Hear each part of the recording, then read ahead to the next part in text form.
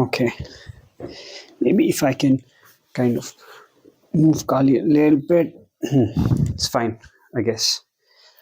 Okay, so welcome everyone to episode 4 of Random Talks. And today I have with me Yashwant, Jamila, and Kali.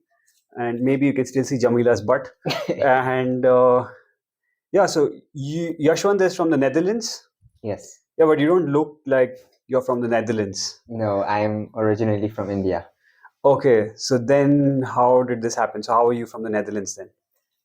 So I was born in the Netherlands, and my parents they were born in Suriname, which is like a country in South America above Brazil on the coastline, which was a colony of the Netherlands. Okay. So when Suriname became independent, there was like a struggle for power. There was like a coup d'état at a certain point. So a lot of people fled at that time to the Netherlands. Okay. So my mom came at that time and my father came later. And my forefathers, like 4 or 5 generations ago, they left from India in ships to work on the plantations in Suriname. So most of them left from UP and Bihar. Okay. And that was after the slavery period. So slavery was abolished in Suriname. Okay. So they used like African people, and then afterwards they needed new workers for the plantation. So they brought people from India and Indonesia. Okay. So, but as you say, so this was after the slavery period. Yeah. So then your forefathers were not slaves. No, they were they called indentured laborers. So it was like they were given a contract 5, 10, and 15 years. I'm not sure about 15 years, but at least the 5 and 10 years were there. But they were brought in with all kinds of arguments. So officially it was like a contract, but they were also given like false pretensions and everything. Some were probably forced to just taken away, whatever. So they came on their own. So they were like sold some dreams and then. Yeah, and some were also like they knew where they were going, so they also chose to do that. And they were probably most poor people who had no choice or anything. Some were forced, I think. And then they came with a ship, few months on the ship, and then worked in Suriname, 5 years, 10 years, whatever the contract was. And then when the contract was over, they were given a choice, like either go back to India or stay there and get a plot of land. So some people went back, but a lot of people they stayed there because they got married, got children, everything. They already had their life there, so they thought, yeah, we can just stay here as well. We get a plot of land and then be like farmers on that. So they were not the same as slaves, but they still had a hard life. So they were hit, they were abused, pretty much the same conditions as slaves, except they didn't have like chains on their ankles, and they got paid. And the difference is, of course, the duration. Okay. So Yeah. Jamila just went into your room and she's wet and she's probably going to be on your bed. Oh, that's not really nice. I'm gonna have a look. One moment. Okay.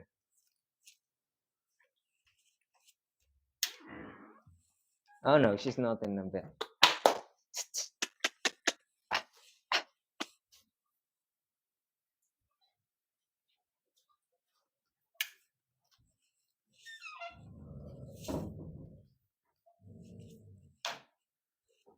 You need to take your spot, otherwise Jamila's going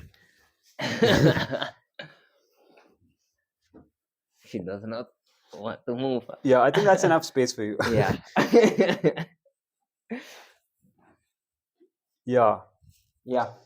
So, yeah, so you were saying basically it's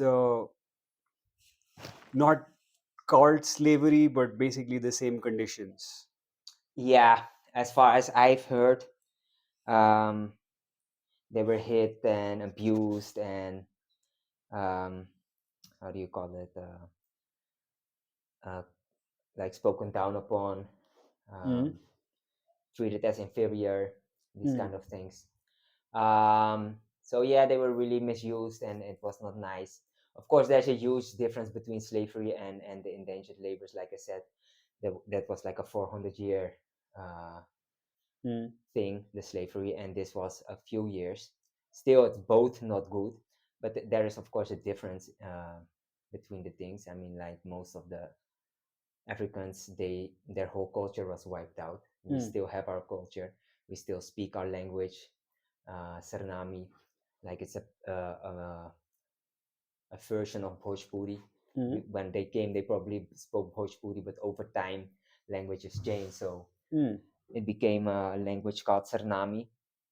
Um, Music, religion, everything we still have, and a lot Mm. of slaves. The Africans, they didn't, a lot of things wiped out, except the ones that a lot of them escaped to the forest, so they still have a lot of their traditions, but it's different.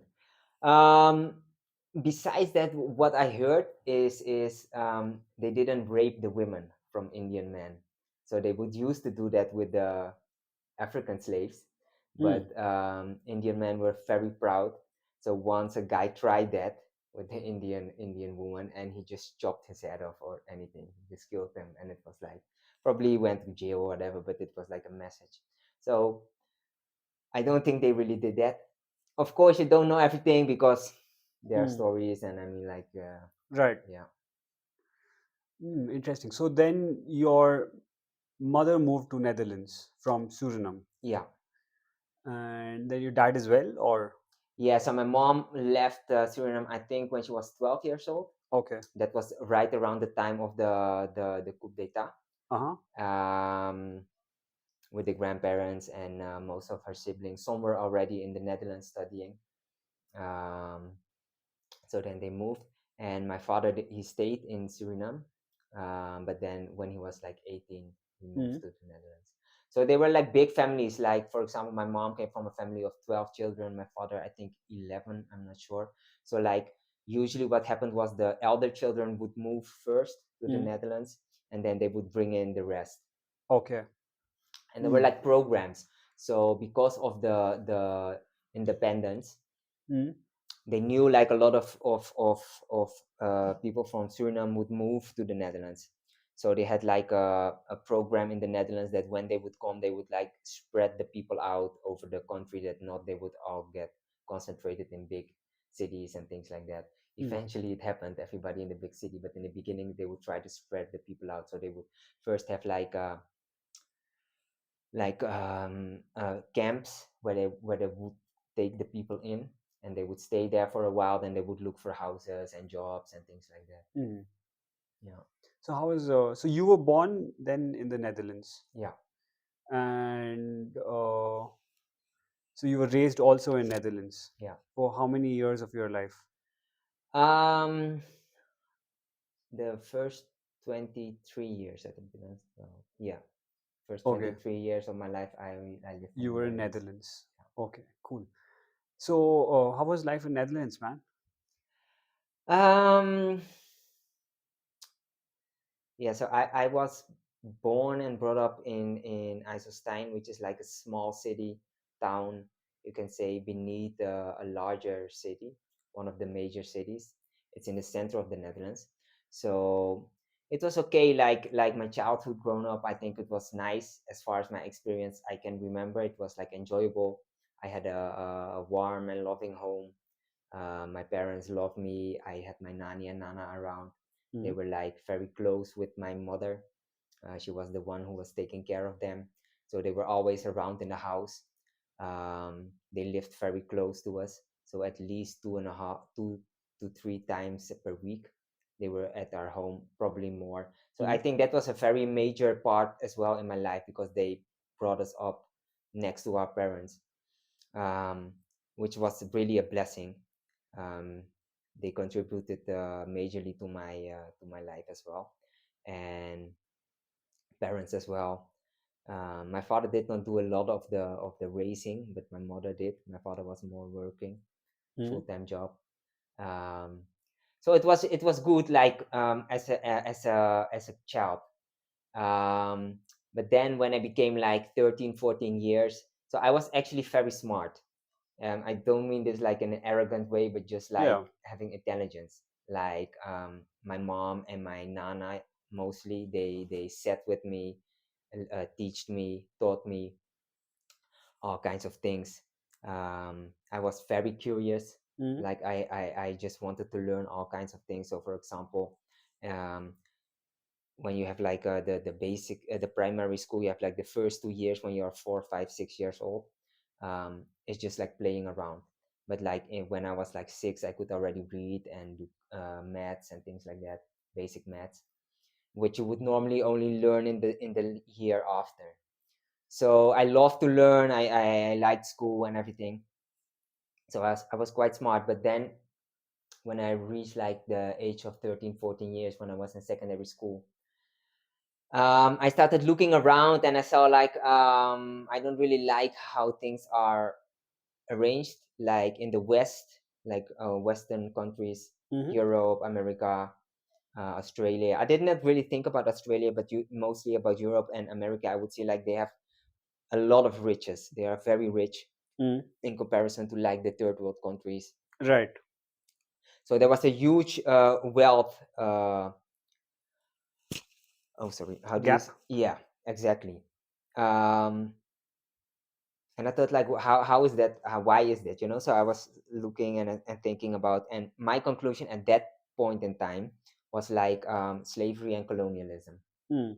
They gained the wealth through slavery and colonialism back in the days, but it's still happening nowadays in just new forms, Mm. like modern day slavery and modern day colonialism. So I thought I don't like that, and I don't want to contribute to the system. I don't want to work for the system. That's Um, really fascinating. So, when you were 13, you sort of figured out like that this system of slavery is still going on. yeah, 30. So I don't know exactly the age, but like Around that time. yeah, 13 it Right. started and 14. So let's say 13, 14. Yeah. Wow. It's kind of interesting because like I was in my head I was just thinking, before we started this podcast, that Mm. I was actually thinking about the topic of slavery, Okay. but I didn't want to like bring it up by myself, Hmm. right? And Yeah. I just thought, like, since it's random talks, like, Yeah. let it go wherever it goes. It's like, Yeah. Nice. but I see that it's been kind of recurring, and then you also mentioned like modern day slavery, Yeah. and so it's like it's an interesting concept that I see that sometimes there are things that we figure out because like I would say I was also like a intelligent kid. Like I was Yeah. bad in school. Like I was not like good at what they wanted me to do. Like memorize certain, like they would give like a map of India, like without anything, like just the borders are there, and then they'd be like draw this river, or it's like put this capital here, and then I'm just supposed to like put those things, and like my brain just wouldn't like figure like yeah, I just wouldn't do that really Hmm. well. Yeah. But otherwise, like I could like understand a lot of what's going on, and I could like this, like I would always like look at the system and then be like, man, this is so dumb. Like, and I would look at different parts of it, and I would always think that if I was doing it, like I could do it like this, like this, like this. And like of course in school I didn't like understand so much about slavery and like all of these things, but for me these realizations happened like much later. Hmm. And like the starting was when through my first job, which was in investment banking, and then because at that time I was like, hey, I want to get rich and I want to make money. And then I realized like, why should I beat around the bush and be indirect about it? It's like I'd rather just study money, Hmm. right? Look into money and finance and things like that. Hmm. And something really interesting happened, which is that as I started looking into that, I realized that, oh my god, this is a huge scam. Like it's gigantic. And when I first figured it out, it just blew my mind. Yeah. And obviously my first thoughts were like I'm sure a lot more people would like know about this, and like how the hell is this happening in this way and stuff like that. But then almost 10 years have passed now, and but I see that so little has really changed in the world, and then people still seem to be so blind to quite a few of these things. So Hmm. yeah, it's really interesting that you bring up this topic of like modern day slavery, right? And it's something that I've been thinking about, and yeah, I've sort of realized that it's actually a fairly simple concept that I think people sort of mess up on, which is that like see, I don't know much about like the Like, is it called the Dutch Empire, like from the Netherlands, or Um, I don't even know. Let me think. like Netherlands, there was the Belgium. Spanish Empire, and then there was like the Roman Empire, Yeah, I and there was don't. like the British Empire. I don't know about this one that I much. think I think ours was called the kingdom, but I The don't. kingdom, that's it. No, the king. No, The the kingdom. Nederlands Koninkrijk, so Dutch kingdom, Yeah. So as far as I know. But I okay. think like the different parts and maybe different names, but I think it's Dutch kingdom.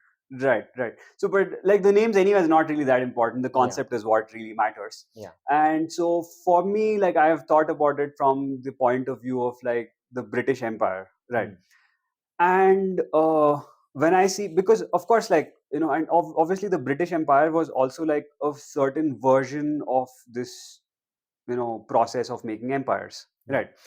And because obviously there have been empires before this, yeah, and if I have to like think of this concept from a very simple fundamental level, which is that, I mean, there are obviously some people on this planet who like to have power, or like I wouldn't say some, in fact, like everyone kind, like not yeah, everyone, but a majority of the people would like to have this power, yeah, right?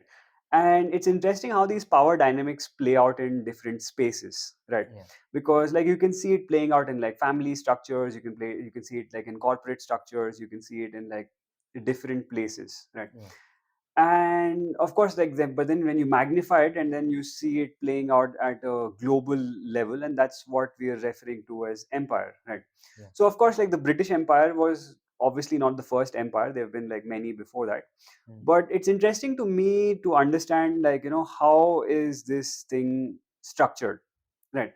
And straight away, like, we can make a few observations, which is that, okay, first of all, it's not like this one small island nation was like controlling most of the world, because within that nation as well, like if I've seen some videos from like 1700s or whatever, no, it's like a large percentage of their own people were also just working like coal mines or some, you know, steel mill, or just some sort of a mm, factory worker. And then you can see, you know, there's like they're just breathing in this like really toxic smoke, and like, so yeah, but then, so when you look at it, like I would say probably the aristocratic structure may be comprised of like some 100 200 people. mm, yeah, And now you have this really interesting predicament where, you know, 100 200 people are controlling, you know, a huge yeah, part of the world. yeah, And as they would say, the sun never sets in the British Empire, talking about like, yeah, like our empire spans the whole globe yeah, pretty much, right? yeah, And so it's interesting to see, like, you know, how did they manage to pull it off, yeah, just from a strategy point of view, yeah, right? And so obviously violence is one part of it. Like, you know, you, like as an empire, you would have like these structures of, okay, we have a certain set of things that we want you to do and don't want you to do, and if you don't comply either ways, like we'll yeah, either put you in a cage, or we'll torture you or kill you, or like we'll torture your brother and make you watch, or some stuff like that, right? yeah. And through that they essentially get compliant, but that's only one of the Break the legs. mechanisms, right? Yeah, And because, like, I would say, like, if I would actually put it as different verticals of empire, and like I'm going to use some words kind of like interchangeably, like empire and slavery as like two sides of the same coin, mm, because like they go hand in hand. Like you can't have empire without slaves, yeah, right? And because I think it's like a essential prerequisite that empires create like a whole host of slaves in order yeah, to like run their machine, yeah, right? So what I have understood is like violence is of course like one vertical of yeah, this machine of sorts, but then there are like a whole lot of other verticals in order to make this empire run, yeah, right? Now coming to the concept of modern day slavery, the thing that I find very interesting in thought process with respect to like how generally people think about things is they have this idea that, you know, okay, the British Empire was there, and you know they came, they did whatever they did, and then like there was all these freedom movements that happened in different parts of the world, and then the empire builders essentially they realize that, oh man, we lost this game, so we just pack our bags and then we go back home. And that's the kind of narrative that we are sort of expected to believe. yeah, But for even a little while, if I think about it from a very simple, rational point of view, without making any like grandiose claims and all that stuff, right? Which is that, hey, if you are running one of the most profitable enterprises in the world, Yeah. would you just pack your bags and Yeah, leave? exactly. Not at all, right? And like, if I had to make an analogy, like, let's say if you're like a startup founder Hmm, and like you did everything really well, but like you made a few mistakes and then you failed, hmm. like doesn't mean that you're going to like give up on that. Yeah, You're just going to like figure out that, okay, these were some of the critical mistakes that I made, but that's maybe like 5%. yeah, The other thing, I figured out the other 95%, like I nailed it, yeah, right? And this is the 5% that I messed up.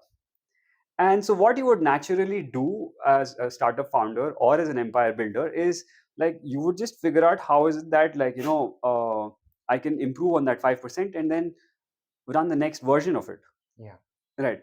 And also, like, I don't mean to say like, oh, there's like this one person sitting in this one place, because it's simple thing, no? Like if I again, I'm mostly referring to the British Empire, but it's more generic concept, obviously. hmm, But let's say the British Empire lasted a couple of 100 years, yeah, right? Maybe 400 500 years. My history is like really bad and stuff, but yeah, it doesn't really matter, it's like, to yeah, me, what matters is like pattern recognition, right? yeah, And yeah, so I'm not making a claim that there's any one human through that who's lived like this. It's not, I'm not saying that, vampires are controlling this empire or something. It's like they come out through the grave, and it's like some 600-year-old dude being like, oh man, we need to get the coal from there, and gold from there.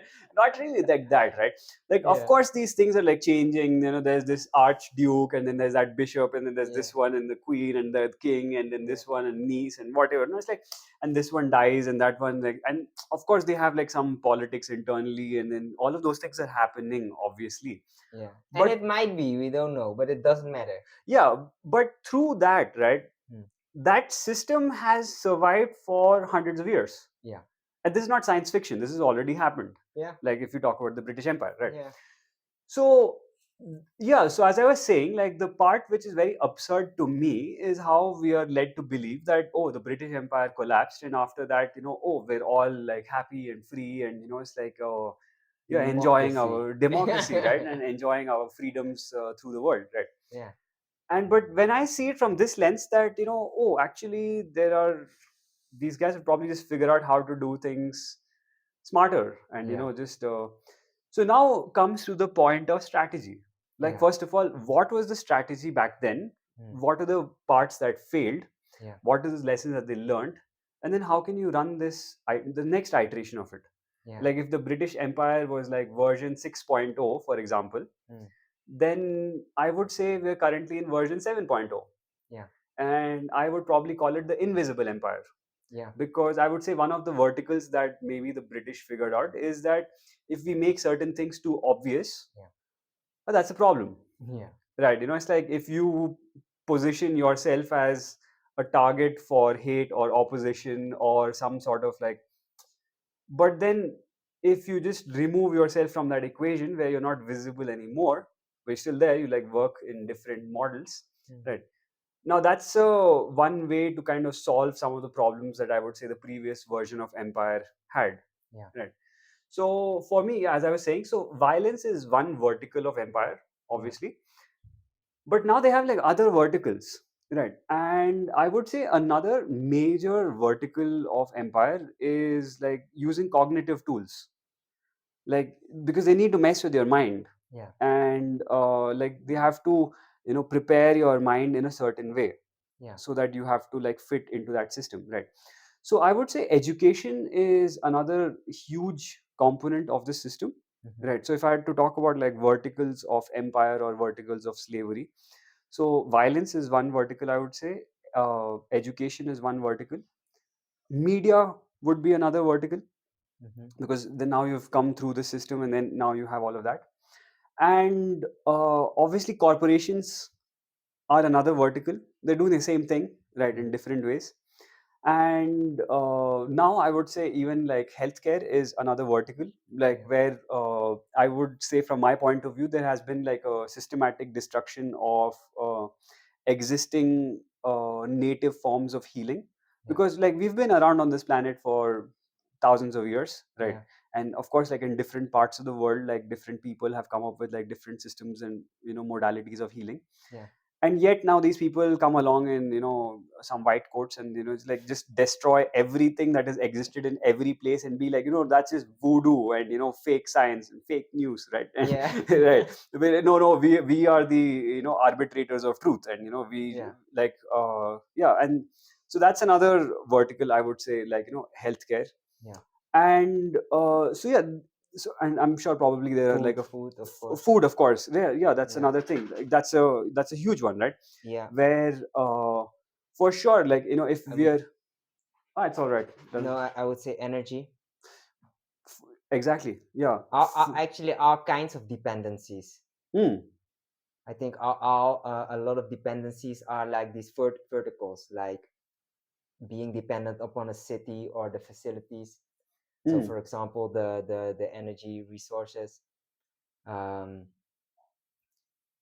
housing in a way, Hmm. and not being able to provide for yourself. Like you need other people. Like nobody teaches you how to plant a garden or Right, build you a don't house. just need other people, like you need this massive system, Yeah, yeah, right? And like the more centralized these systems are, the better it is, yeah, because like then the central authority can then just sit there and like siphon stuff off, right? yeah, Because like of course we need people, right? Because I would say yeah, we're yeah, social creatures, yeah, and stuff, right? We need dogs as well, right? Add a lot of value to our life. yeah, And yeah, but then it's not like, okay, you and your buddies can get together at a village level and like manage to organize things and satisfy all of your needs. yeah, Because when you do that, like we come and create like a lot of impediments in many different ways, yeah, right? So yeah, it's interesting to see all of this stuff happening, right? yeah, And yeah, as we were saying, no, because the other thing is, talking on the concept of slavery. One of the things that you mentioned, for example, was is interesting where it started, where in Suriname, like earlier there was slavery, and then okay, people were like chained and then like whacked with like whips and I don't know what all, just my imagination and stuff. yeah, probably. Yeah, but then now when you said that okay, now slavery is abolished, now instead of using the word slavery, we'll be like contract, Yeah, right? Now it's just a play on words. yeah, We're doing the same thing, right? But then maybe few conditions have changed. Maybe we're not putting chains on your legs anymore. Be like, welcome sir, here's your contract, and then it's like put chains around your leg. So yeah, maybe that's not what they're doing, but then they're operating in different ways, right?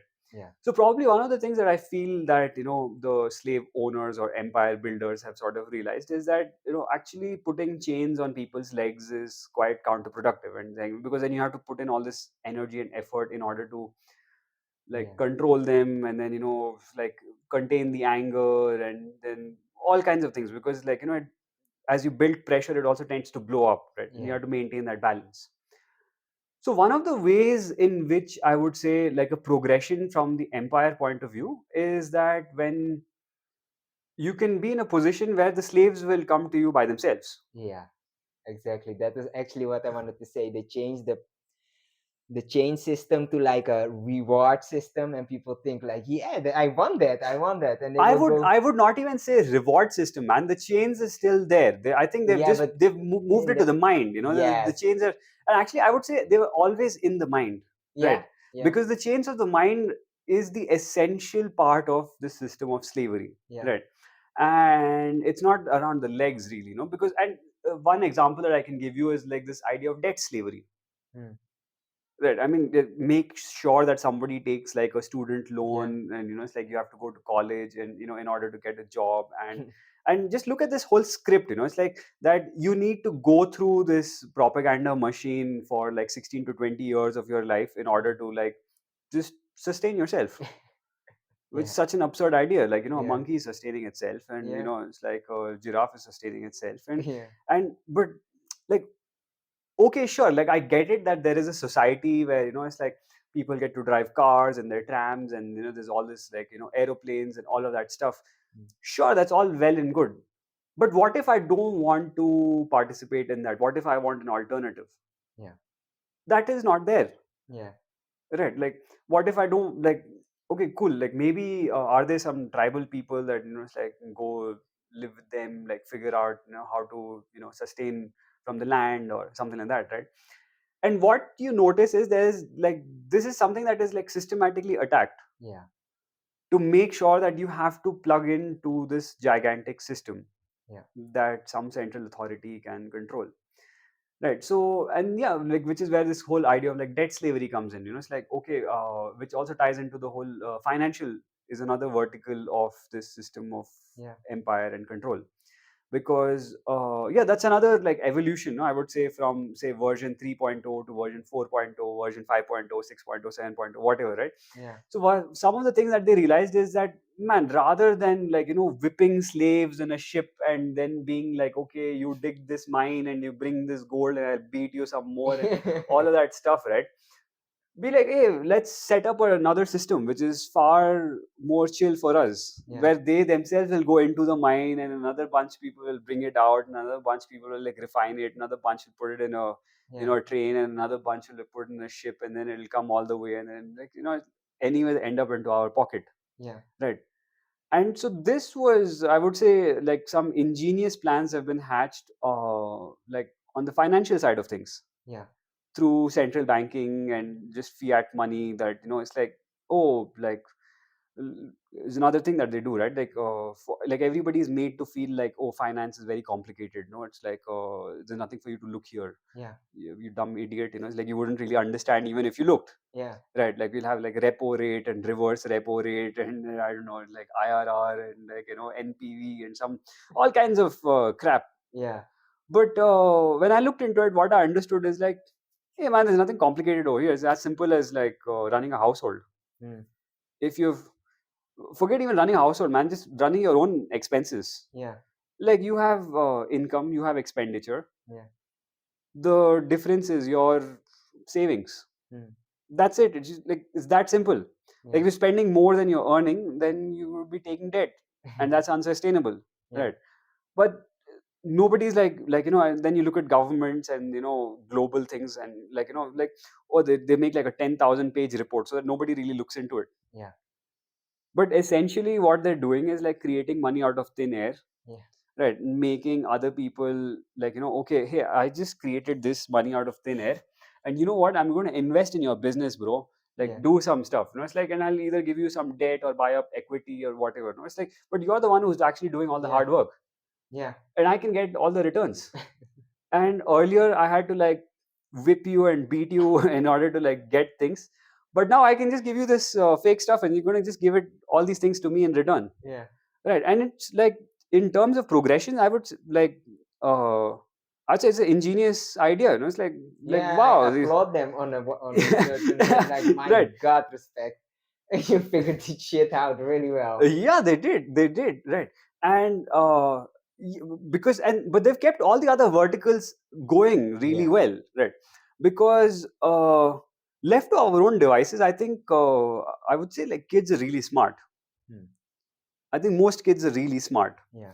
and if you just let them sort of explore the world by themselves, like at some point or the other they would probably figure it out. Yeah. Because what I've noticed is that the younger the children are, the more pertinent questions they ask, and they really want to know the answers. Yeah. And it's a tragedy that as adults, because I would, yeah, that's another thing. I would say the system of slavery is not imposed by a central authority, it's imposed by everyone else around you. Yeah. It's your own mom and dad and uncle and chachi and jija, who are like Yeah. whatever. No, it's like, who have not even thought about it. Yeah. Well, it's not their fault, because they just didn't figure it out, because Yeah. like they went through the same thing and then they got all these ideas shoved into their brain. Yeah. But then yeah, so this is one of the things that they do. It's like you have to go through this whole system, Yeah. right? Because, and essentially, the like with the education system, for example, I would say that like some of the main attributes that happen is like obedience, Hmm. conformance to authority. Like like there's this authority figure standing in front of the blackboard, Yeah. and it's also about like what is the kind of information that we put in your brain. Yeah. And the next thing is, what is the information that does not go into your brain? Yeah. It's all like predetermined for you for the first 20 years of your life. Yeah. Right? Because and who's to decide what's important, man? Like maybe triangles and angles are not the most important thing in my life, Yeah. but maybe figuring out systems of slavery is more interesting to me. Yeah. But when my time is locked, and that's another concept that is being driven deep into the brains of children, is that your time does not belong to you. Mm. And like imagine, like that's such a fundamental thing, Yeah. like your time. Yeah. Right, but like that's what we're telling kids for the first 20 years of their life. Like, like you were born to me, you're my property, Yeah. and I decide that you have to go to this place. Yeah. And once you're there in that place, somebody else will decide what you need to do. Like at this moment, you need to be doing mathematics. Yeah. At this moment, you have to be doing Hindi. Yeah. At this moment, you have to be doing geography. Yeah. Right, but And then when you get home, you have to do this. the and homework. Yeah. Show me tomorrow. Yeah, exactly, and so very deeply this idea is like drilled into you that you do not even have ownership over your own time. Yeah. AKA your own life. Yeah, yeah, and so yeah, that's another one. It's like so it's interesting how this whole thing has been set up, and yeah, it's a huge deal. And yeah, it's also interesting to see how this storyline plays out. Right. Yeah. Yeah. And a lot of people might think even that they are conspiracy theories and things like that, but that's not the case. It's facts, conspiracy facts. You can just look them up. The institutions themselves, they even say it. They have like papers where you can just read the whole thing. Right. It's not even hidden. It's just nobody looks at it. That's another part of this system of sorts. No, it's like it's a pretty interesting idea, right? Because I see that at some level these guys have figured out that yeah, you can't really hide anything anymore. Yeah. It's going to come out anyways. So they kind of changed their strategy. It's like rather than hiding things now, because we'll put it all in the open. But one of the things that we will do is like we will inundate you with information, Hmm. all kinds of like crap, right? So that first of all, like straight away, that's going to take care of like 80-90% of the people, because there's just so much crap out there. Yeah. Like just like will flood this space, right? Yeah. And because like that needle, so to say, is out there. Yeah. Like anyone, if you want to like find it, you'll find it. Yeah. But then what they do is then like rather than the needle in the haystack, the needle is there, then they dump the haystack on the needle. Right, be Yeah. like, now we make it impossible for you to find. But then like if you do find it, Hmm. like then they tarnish your image. Yeah. Right, and that's like one strategy to do this. And like this is an interesting concept that you brought up, and like I just want to talk about it as a concept itself. No, like look at how absurd the thought process is now for most people, Hmm. where if you bring up something and then they'll be like, oh, this is a conspiracy theory. Yeah. But if you actually think about the word conspiracy itself, Yeah. right, it's as old as like human civilization. Yeah. Like okay, fine, there's this dude who's like the king of this kingdom, and maybe his brother-in-law is plotting something against him, along with like the general, and it's like the prime minister and some other like 5-6 people in like positions of power get together to make a secret plan in order to like do something that would benefit them, Yeah. is now projected as like the most absurd thing that you could ever propose to anyone anywhere. Yeah. That people in positions of power would get together in order to further their own benefits. Yeah. I'm like, what the fuck? Yeah. Like that's like that is not the whole history. It's like that. Man, that's the most obvious thing. That's what people are going to do, Yeah. right? And yet, if you suggest that people would do that, like you're the nut job. Yeah.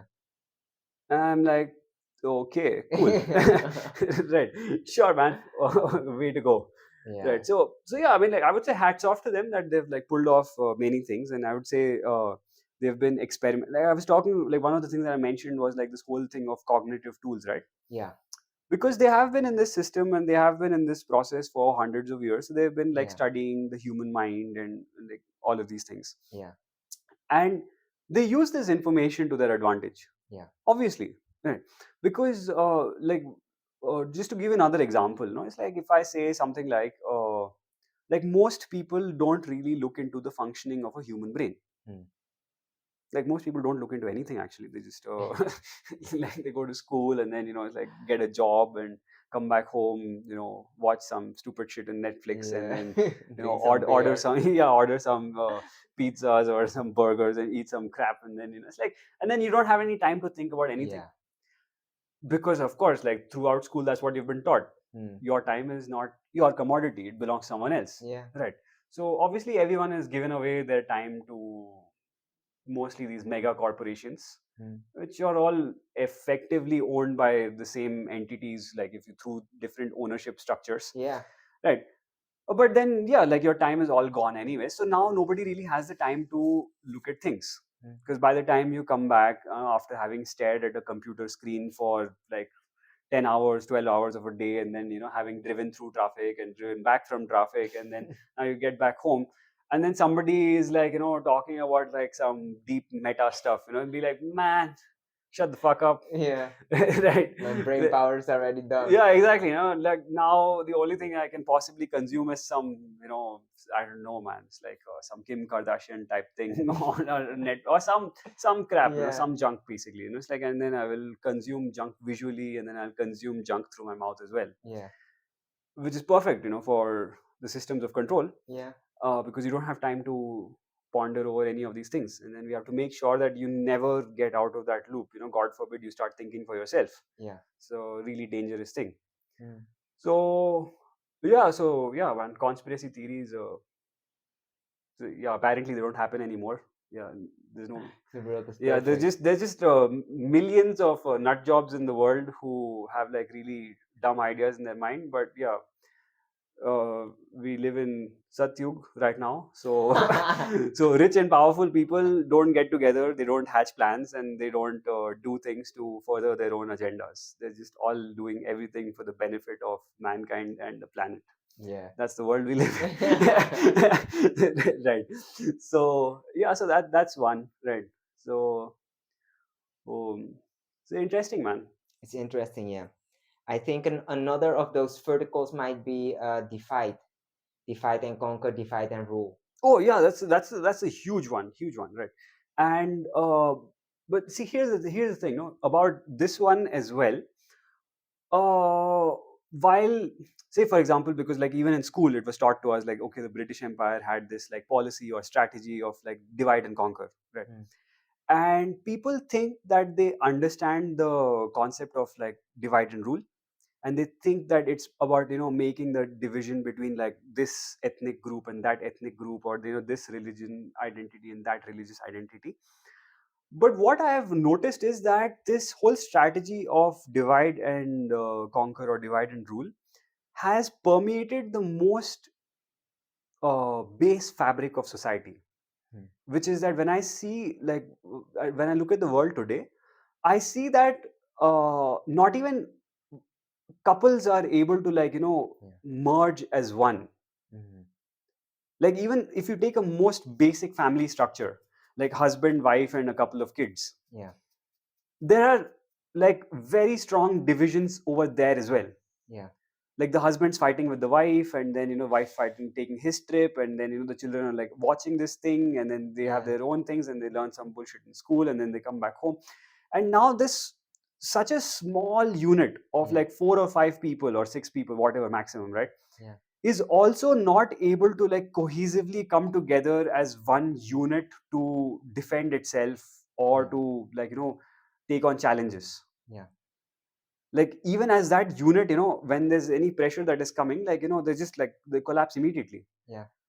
And to me, like I see that that is the level to which they have created these divisions, Yeah. right?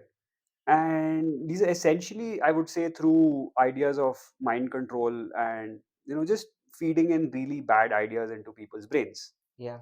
right? And the way it's done is it's more like, okay, this group should kind of have these needs, and then this group should have just the opposite, so that when they come together, like, they'll just fuck up each other's, Yeah. right? So we will feed one kind of crap to men and another kind of crap to women, Mm. and then so that when they come with this like perfect combination of these two kinds of crap, right, it's like a perfect recipe for disaster, right? Yeah. And then of course then we will do it at all other levels as well. Yeah. Like then we will also obviously have, like, this ethnic group versus that ethnic group, and Yeah. this religious group versus that religious group, and then we do all of that stuff, and then effectively nobody has the ability to kind of stand up for themselves. Yeah.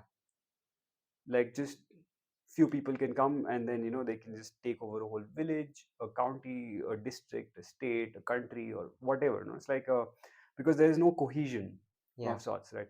So yeah, for sure I would say this is another like really important pillar Yeah. of this system. Yeah, I fully agree. And I think what they try to create in people is like a necessity for things, so that you feel like a need to have things that you actually don't need. So that's like you need to give your time away. You have to go to a job.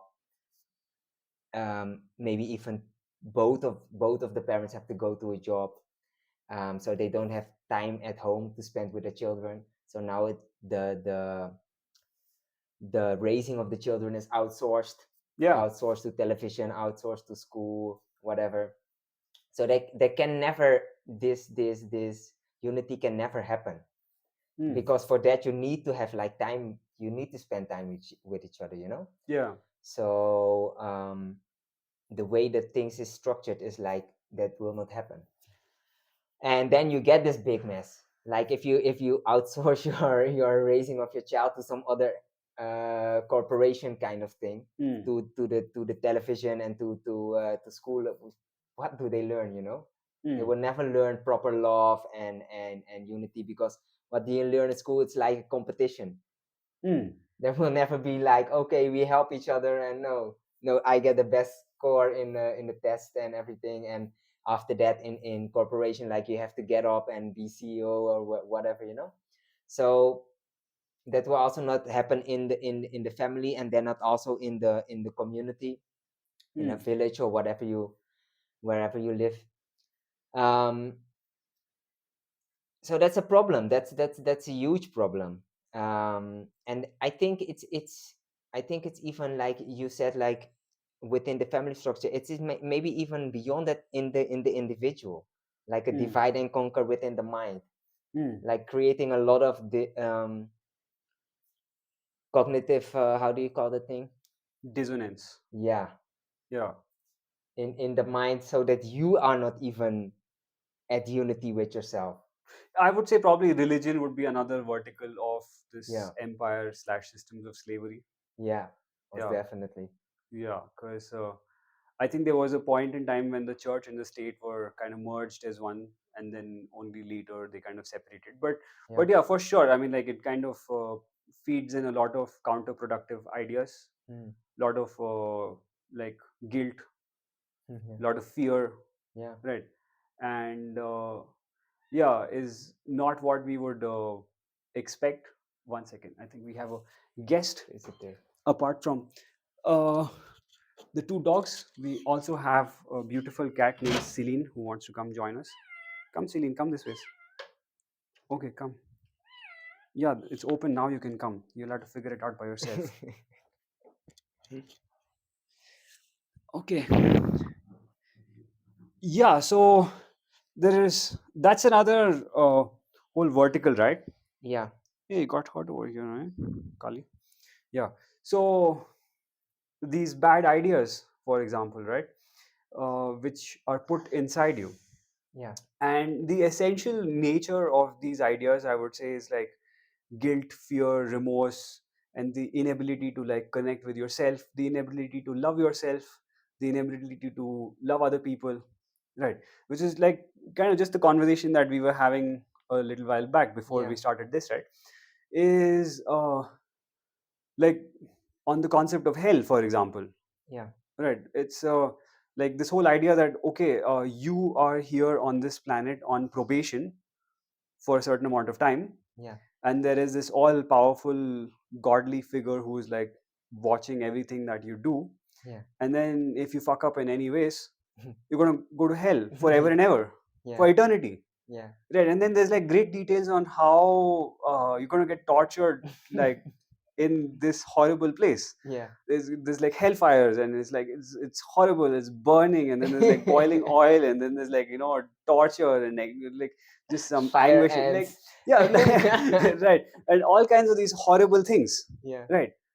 And I imagine, like I never believed in this, but like for someone who does buy into this, Yeah.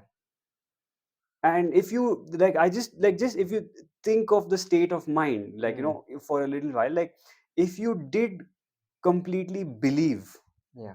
that if I break any of this set of rules, Mm. like because that's like because if this is true, that's the case, right? Yeah. Then the consequences are quite massive.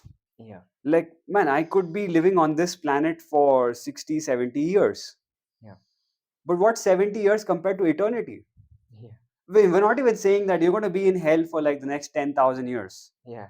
and then we'll send you back to planet earth for next round of probation for like 80 years, and be like, hopefully next time around you'll be like a better guy, and then it's like you might get a better chance. No, it's like you fuck up in these 60, 70 years, and then you're going to hell for ever, Ever. Yeah. forever, right? And then you're just going to be in that place. And like if you actually truly believed in that, Yeah. like what kind of a state of mind would that put you in with respect to the rule set that has been given to you, Yeah. right? And it's also interesting that everyone has a different rule set, right? Yeah. Which is an interesting point to think about. Yeah. Because yeah, I mean like so even if you followed everything to the T, Yeah. right? Like you got this book, and it has like a list of things that you should do and another list of things that you shouldn't do, and you did everything, and then just before you die you realize that hey, there's another book, Yeah. right? It has a different list of things that you should do and shouldn't do, right? And then there are a few points which didn't match, it's like, and then like you did a bunch of things that this book said you shouldn't do, but you did it, but you followed this one, Yeah. and now you die, and then the gatekeepers are looking at the other book, and you're like, oh my god, you messed up big time, forever ever, right? So that's another one, man. So that's a mind job, right? Yeah, most definitely. Yeah, so Most definitely. Keep you in fear and on your toes. yeah, Follow my rules. Yeah. It's crazy. it It's is. It is. crazy. Like power structure, power control structure. Like if it, Mm. and if it's not from this side, then we take it from that side, and we try to take you from every side. Yeah, It's crazy. it is, man. It is. It's interesting stuff. Yeah. And we just touched upon the things like you were talking about the verticals. It's just like pointing at them, like that is this, this is this, this is this.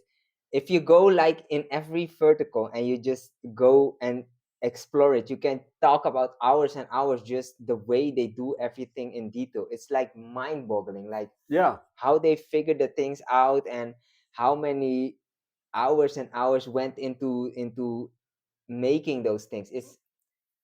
It's crazy because we just touched upon it, but it goes so deep, and the levels they deploy it in. It's like any of those. If you just take food, like you have so many layers to this thing, or yeah, health, or whatever, like crazy.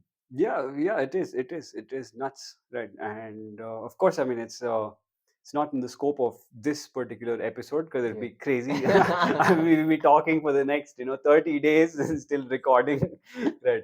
And still wouldn't be able to finish it. But like, say for example, on the topic of food, right? There's this really interesting documentary which I saw, and I would recommend to everyone who is watching this as well. It's called Seeds: The Untold Story. Okay. It's a very beautiful documentary made very nicely. And yeah, it's like, so in that they also talk about like how like the destruction of like the native agricultural techniques, Hmm. how like there are things that people obviously around the world have been doing for like thousands of years, Yeah. and now you come along and then you stop everyone from each and every one of those practices, Yeah. and you systematically like erase those and make sure that the only means of production that everyone has is by being dependent on our system. Yeah. That you have to then buy these petrochemicals from us, like fungicides and pesticides and herbicides and like weedicides and I don't know, like how many things you have to like spray on the soil, Yeah. right? And effectively what I see is like everyone who's in that sector is basically just a employee of one of these Yeah. giant corporations, like Monsanto or like whatever. It's Yeah. like these guys are there because the farmer works so hard, tries to protect his crop from like all kinds of things. It does this and that and all of those things, but what does he have to show for it? Like Yeah. at least in India I see that they are broke all the time, Yeah. like for And generations. It's yeah. like where's the all the money going? Like Yeah. all the money is going into petrochemicals. Yeah. So it's like, so you're not even an employee, but you're like again talking on the systems of slavery. Yeah. And it's like where rather than like okay, now if we have like thousand like millions of like acres of land that we have to manage, Yeah. like now how many people are we going to like chain with like iron chains and then whip them and be like hey, till this field, and it's Yeah. like get me these potatoes and all that stuff. Yeah. Because what they realized is that even if you whip the guy to like till the field and grow the potato and all that, because he's being whipped, his motivation levels will actually go down, and then whenever he can, he'll slack off. Yeah. Like they might not revolt, that's a different story, Yeah. but at the very least they will kind of slack off. Yeah. But now what they have replaced that whole thing with is that you yourself will go take that loan, get all Mm. those chemicals. Like before you started anything, you've already given the money to these people, Yeah. and then now you have to grow those potatoes. You have to get as many of them as you possibly can and do everything and all of that stuff. Well, what do you have to show for it? Nothing. Yeah. Just that you are able to stay alive. Yeah. Till when? Till the time the crop fails. Yeah. Exactly. And as soon as the crop fails, then maybe you commit suicide or Yeah. something like that, because all your options are like closed. And then because you have this some loan and debt and something like that, then somebody else can come and take your land away as well. Yeah. And Exactly. so which is where you see that this whole evolution of the system of slavery, where earlier we had to like actually like whip people, beat them, put iron chains around their legs, these guys are able to do a much better job without beating anyone, without putting any iron chains, with just like mind control. Yeah. And this happens right here. Like you don't have to go anywhere. Yeah. You don't have to go to Harvard to like figure this shit out, man. Like you just walk into any other field and then just talk to some farmer for a little while, and then you'll be like, "Yo, what the hell are you doing in life?" Yeah. Right? Like what progress? Like, see, here's the thing. It's like if you're doing something for a certain amount of time, like there has to be some progress to show for it. Yeah. But these guys could be doing it for like 20 years, 30 years. Yeah. They just they're just at level zero. Yeah. It's just survival, base survival. Exactly. There is no going up in this journey. Yeah. Only Right. going down if you don't Like look out. like you just survive, survive, survive, survive, survive. It's like in one place, some two times the crop fails, Yeah. death. Yeah. And sometimes it's not even crop field. Sometimes it's like the market is flooded with whatever produce there is, and then the prices drop, and then you will not be able to pay back your loan, and Yeah. crazy. And that's why a lot of farmers here commit suicide. No, that's Yeah. crazy. It is. It is. It's nuts. Yeah. And they don't own anything. Like they have the land maybe, but they don't even own their seeds anymore. Yeah. I think maybe that's what the documentary may be shown. I'm not sure. Yeah, it does. It also talks about like the genetic diversity and like Yeah. because like we've traditionally there were like so many varieties of so many things all across the world. Yeah. And now of course you have some of like a handful of like mega corporations who have patented seeds, and Yeah. all they've done is like tweaked a little bit of like the genetic code of that and be like that's my property now, and then Yeah. it's like you have to take it from me, right? Yeah. And yeah, of course, so they don't own their seeds anymore, and maybe soon they might not own their land as well, Yeah. right? Yeah, Well, of course, you already have the World Economic Forum talking about you will not own anything and be happy, happy. right? So I don't know what the happiness part, right? But they seem to be pretty serious about the you will not own anything part of it, Yeah. right? So, Yeah, I mean, you can see it now in the Netherlands with the Dutch farmers, hmm, with the whole nitrogen thing. They say like that you produce too much nitrogen, which, as far as I've seen, is what I read about it. I mean, I did not do a lot of research, but what I read about it is it's nonsense in the first place. So hmm, it's like a lie in the first place, and even if it was true, they were tricked into it. hmm, So they were taught like certain systems. right, Um, like non-organic farming, and they were like, yeah, you should do this, and then blah blah blah blah blah. And so they were using all the chemicals, etc etc. So in first instance they were like pushed, go in that direction, go in that direction. Now they are like, you are faulty, what, yeah, while it's not even their fault. And then now they say like they have to pay all kinds of nonsense, which they of course can pay. So that would mean like they will have to sell the farms. So it's a big land grab, yeah, um, which is a huge problem because the farmers own the land and they take care of the land. It's their thing, you know, that they have like a relationship with the land. Which fucking Bill Gates has a relationship with the land? The mega corporation who buys up all the land. They don't have any, they don't care for the land, they don't care for the people. They just yeah, want a full control of everything. So you can see it in everywhere. Like here in India, as you were explaining, the same thing happens in the Netherlands. hmm, Um, and that's again the education. Like if the farmers knew that this kind of farming is not proper and they should just do the organic thing, then they would never do this. But like the incentivize, you know, they incentivizes all these subsidies and everything, and not, they don't incentivize organic farming. You don't right, get, so they don't even want a solution. Like they yeah, say this is the problem and this is actually the solution, like organic farming, or even better than organic. But they won't say like, okay, now we need to do this, we give you subsidies to change your land over time. No, they right, will just say you have to pay. You can't pay, okay, we take your land. hmm. That's crazy, right? Of course, yeah, man. That's You say you have a problem and let's do the solution. right. No. No solution. Yeah, I mean, like the solution is always put your faith in centralized power. Yeah. Yeah, like the more mega, the better. Yeah. It's like one giant corporation to rule them all. It's Yeah. like the Tower of Sauron. It's like believe in Sauron. He'll take care of you. Big like yeah, man. That's the only solution that we have, right? Yeah. So that's what they would offer, obviously. Yeah. So yeah, so it's quite a few things, Yeah. but maybe I think expecting the people who are imposing these things to come up with the solutions is probably a dumb thing on our part, Yeah. because we can, like, if you had to make an expectation, one would expect that these guys would just kind of like further their agenda for sure, Yeah. right? So yeah, maybe solutions is also something that common people will only have to think of and then Yeah. start implementing in some way. Yeah. But yeah. Yeah, I agree.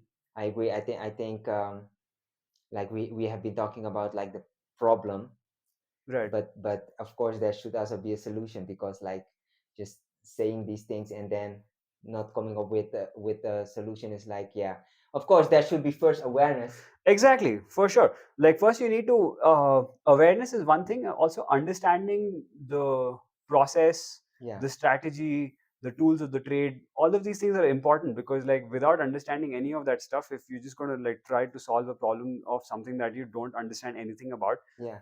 you're going to fuck up big time, Yeah. right? You first have to know what the problem is Yeah, in its and in totality. yeah, exactly, in like in quite a bit of a detail, right? Yeah. And but it's not that I've not thought of solutions. I have some ideas in my head, and Yeah. I've personally been working in my own capacity, Yeah, I know. and like I would love to share. Hmm. It's not that it's like a hidden I thing know. or something like that, but yeah, maybe that's a conversation for another day. Yeah. Yeah, sweet. Thank you so much, man. It was You're a welcome. pleasure talking to you. Yeah, the same, man. Yeah. The same. And thank you so much, everyone. And I hope the camera was recording all of that and didn't stop and do something weird anywhere in between. And peace. We will see you guys in the next one. Bye bye. Only love. Yo, actually, that's the thing, man. Love is the solution. Yeah.